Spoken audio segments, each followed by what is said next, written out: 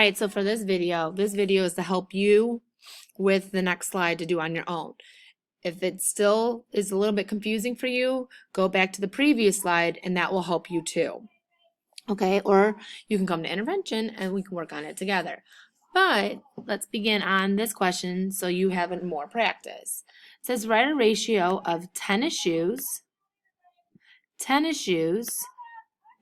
to t-shirts in 3 different ways. Then write a ratio comparison statement for the ratio written. So we have to write a ratio comparison statement too.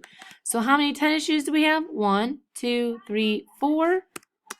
Remember I told you one of the ways is always written in the word problem for ratios. The word 2 is here.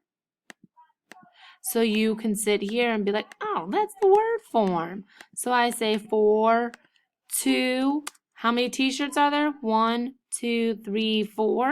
So I say 4 to 4. Then I could say 4:4, 4 slash, or 4 over 4. And then my ratio comparison statement. Remember, it's for every blank, there are blank. So for every 4 tennis shoes, there are 4 t-shirts. And that's all you guys say there. And then you're done.